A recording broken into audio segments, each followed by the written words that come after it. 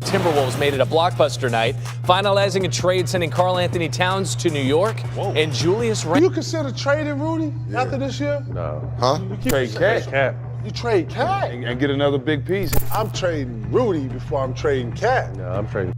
Hello, ladies and gentlemen. Welcome back to another episode of Shooting for the Stars podcast with y'all's one and only host, Cameron Williams. And breaking news, Blockbuster trade. A Blockbuster trade just took place hours ago. And no, not from the NFL. We're going to the NBA world today, in which the Minnesota Timberwolves will be sending all-star big man Karl Anthony Towns to New York. And in exchange, New York will be sending over Dante DiVincenzo and Julius Randle, and also a top 13 2025 protected first-round pick. It was a three-team trade via the Pistons, but the Hornets was the third team.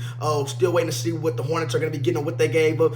But those three guys were definitely moved right there, and I'm going to be breaking it all down. I'm going to be covering it. I'm going to be giving my reviews, my thoughts, who won the trade, who lost the trade, and all that, and how it benefits both teams. And first, let's go ahead and start off with why this happened. Why Minnesota traded Karl Anthony Towns, okay? Well, let me go ahead and say this right now. Karl Anthony Towns is a phenomenal player. We all know it. The face up, what's it called? What should have been when he was drafted, he was Karl Anthony Towns was the first-round pick. He was the first overall pick in the 2015 NBA draft. When the Timberwolves signed him, he was the beginning of the next modern-day big man in what you see today. A 7-footer, somebody that can get his own shot, shoot, dominate in the paint. Was never really big, was never really a big defender, was the best defender, but was always, he was always good enough, was always average. Minnesota always felt like they can always work with him to be a better defender, okay? So now he's going over to New York, and he's going to be playing alongside Jalen Brunson. And I want to start off with this first.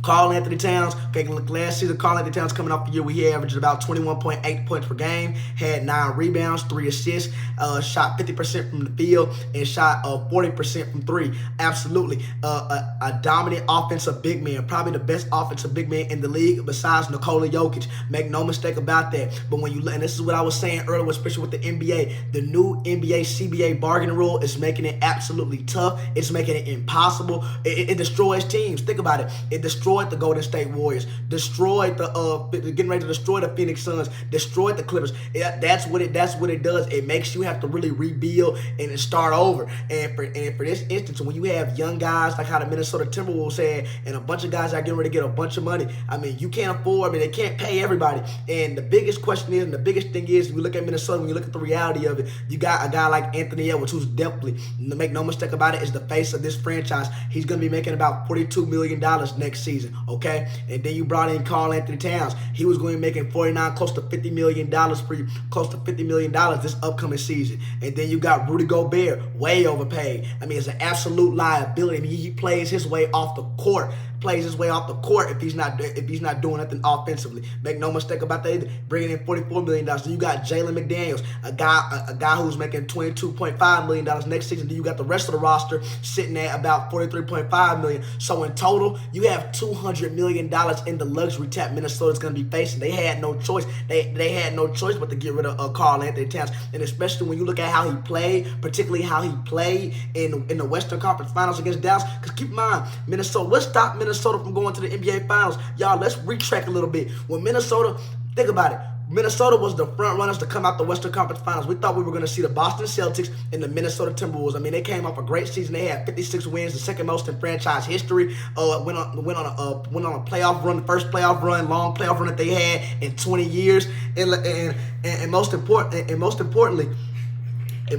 for Minnesota, this was really the first year, the year where Anthony Edwards really emerged on the scene. We knew he was going to be that dude, but man, 2024 was his best year yet. Make no mistake about it. Had one heck of a season last year. Rise on the occasion. Heard him say stuff like this to Charles Barkley. I have not been to Minnesota in probably 20 years.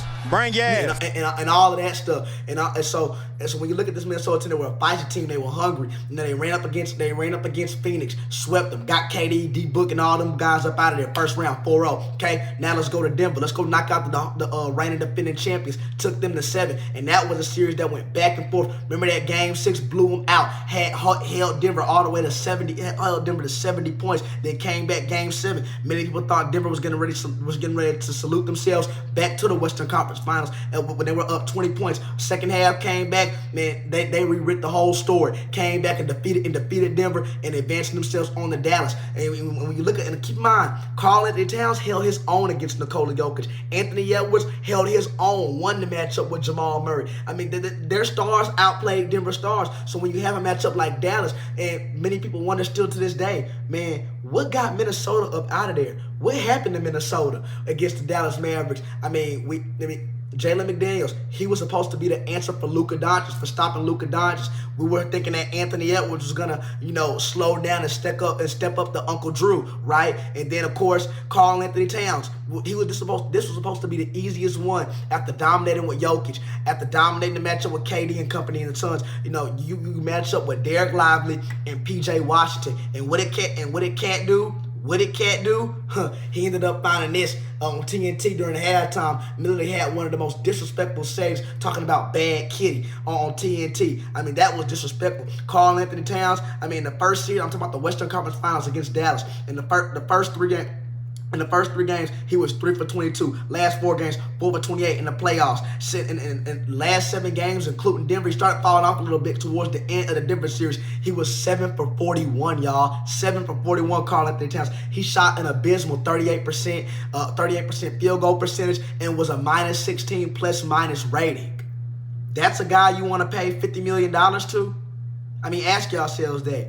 That's a guy, I mean, if I'm paying a guy, this dude's going to make more money than Anthony Edwards. If I'm paying a guy that much money, he needs to be the best player on my team. And let's be real, a lot of moments and stuff like that, as much as a good duo and how cute it was to see, Anthony Edwards, the relationship between AE and Cat. I mean, many times, looking at this this tape, who would y'all say the leader of this team was? A 28-year-old Karl Anthony Towns, who was the first-round pick in 2015, or the newly up-and-coming 22-year-old Anthony Edwards, who was the number 1 pick in 2020. I mean, take a look.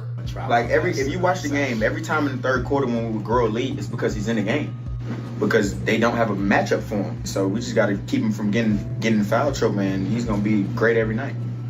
Probably because I was trying to play more defense. I mean, just foul. Look at how Anthony Edwards was just talking to him. Stop fouling.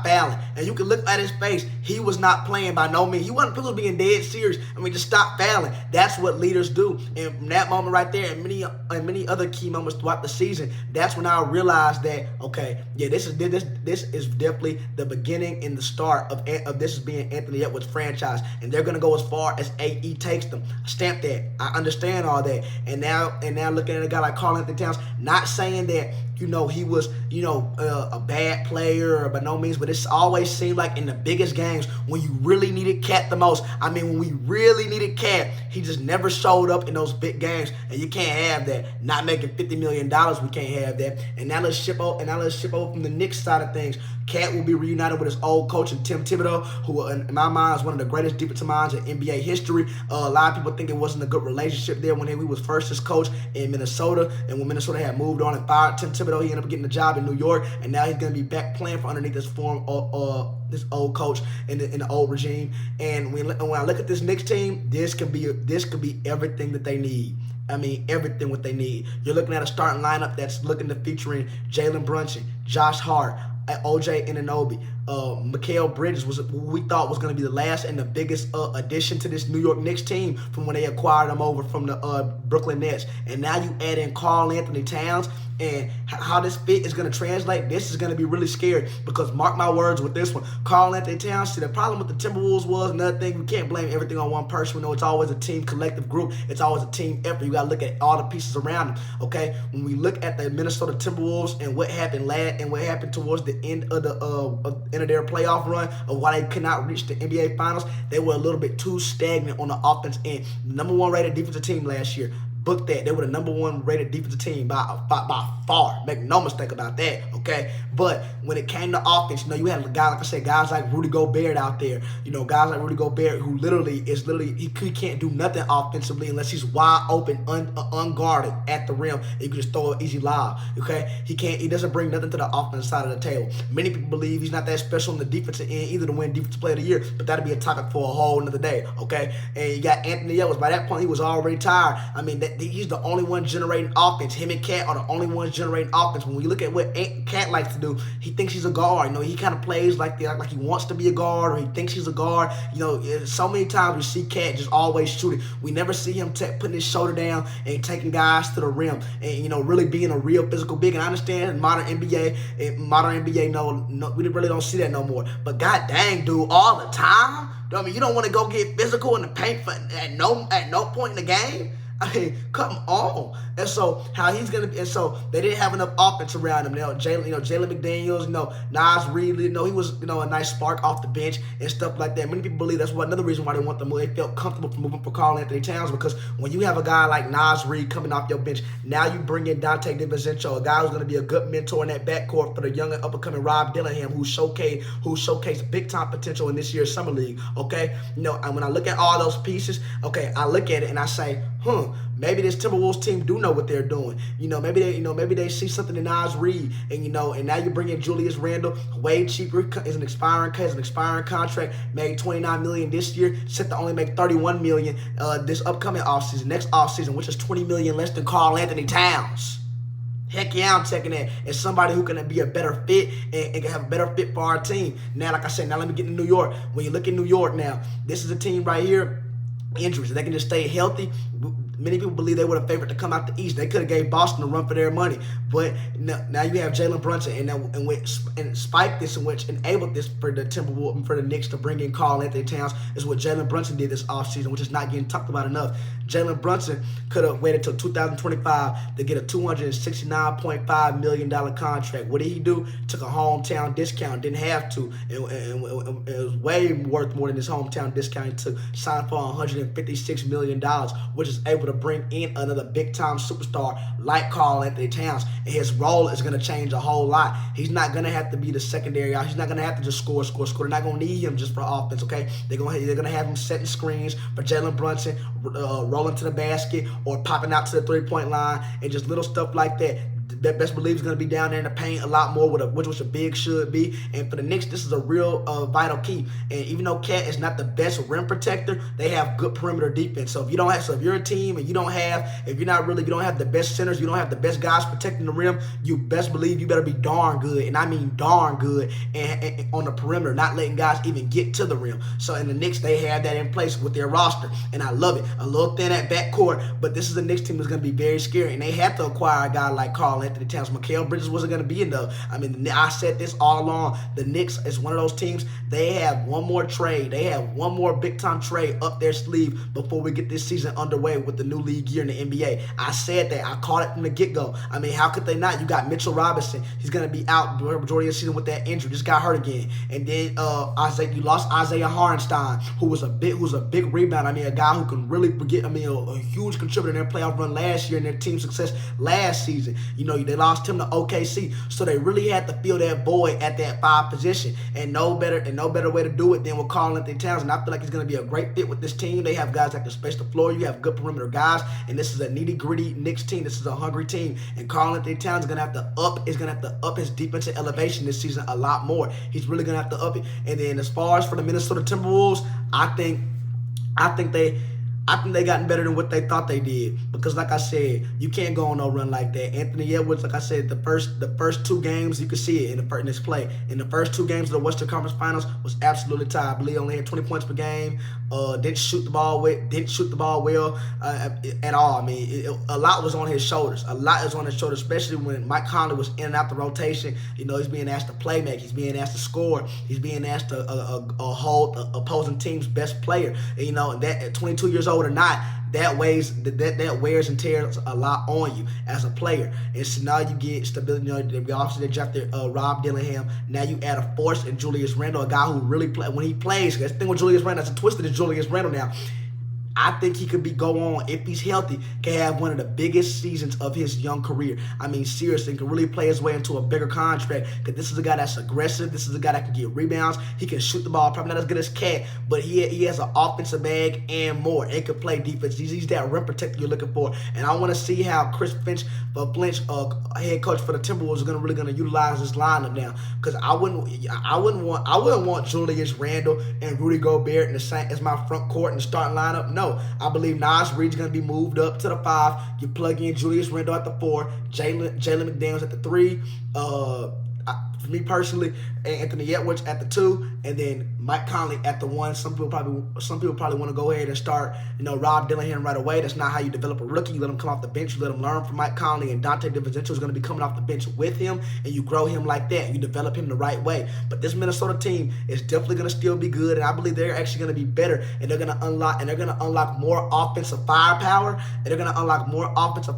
now with these additions. Even though you got rid of Karl Anthony Towns, because that's all Karl Anthony Towns wanted to do was play offense. I mean, that's all he wanted to do was play offense. And then a guy like Julius Randle, the reason why I say he's not a guy who can really turn. He was an all-star last year, y'all. Julius Randle was an all-star last year. I mean, even though he only played 46 games last year, Julius Randle still averaged 24 points per game in 46 games. Brought in 9 rebounds and threw just about 3 assists. And then shot 38% from 3. Those are numbers I'm taking all day, every day. So this means we can do over a 72 game, 75 game. Reason why I'm not saying 82, because we know he's not going to play full 82 games. Let's be real. I mean, who's playing 82 games these days, honestly?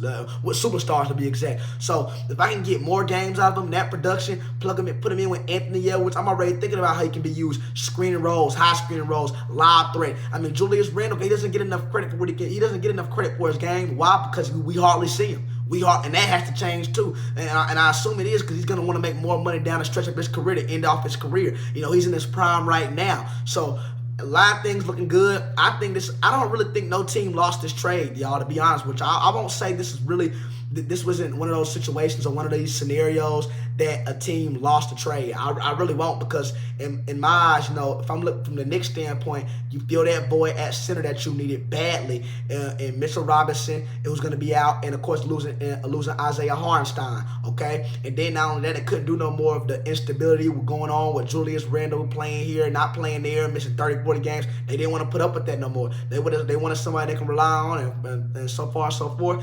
Karl Anthony Towns, he played 62 games last season. That's a guy who you can rely on, I will say. We're going to have to see in the postseason what he's about. But as far as for the New York Knicks, okay, and of course, Mikal Bridges, they got younger, they got faster, they're a good defensive team that no really nowhere on their roster where they can't hurt you from 3.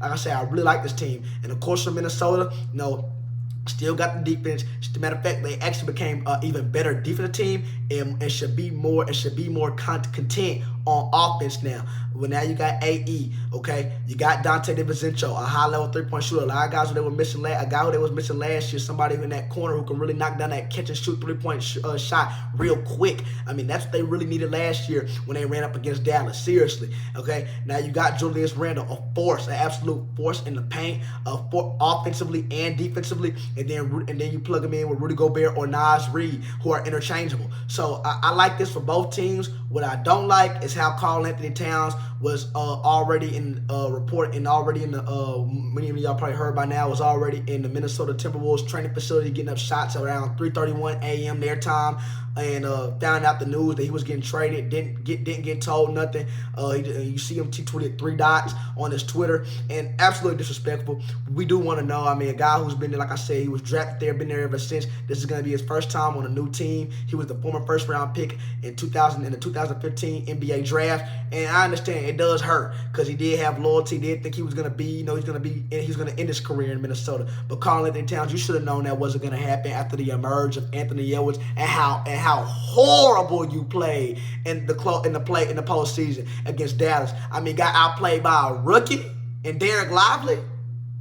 It had to be changes made. And then on top of that, the new NBA CBA bargaining rule is just getting too crazy. It's getting too ridiculous, and it's starting to become a mess, and it's starting to really break these teams down. I mean, soon, I don't know if we're going to be seeing teams with 2 superstars. Might be 1 superstar and a team full of a bunch of solidified role guys. I mean, seriously, the way this new NBA league bargaining is because CBA rules coming in too. But never than that, I want to cover that topic revolving around Karl Anthony Towns. Y'all let me know in the comment section down below what y'all think about it and which which team won the trade. Y'all make sure y'all please leave a like, comment, and subscribe. Y'all let me know what y'all want to hear next. And keep in mind, we're just less than 4 weeks away from October 22nd, which marks the start date of the new NBA league year. Y'all let me know who are some teams we'll watch out for, who are some teams on the horizon, some teams that got slept on, we're not talking about as much. And, we're going to be covering, of course, the Lakers, the reigning defending champs, the Celtics, and the Warriors, and all these teams, man. We're going to be covering all of them. And, of course, still keeping up with the NFL and all that great stuff, man. But y'all let me know what y'all think about this trade and who won this trade from Minnesota. And do y'all think Cat will have a better stint,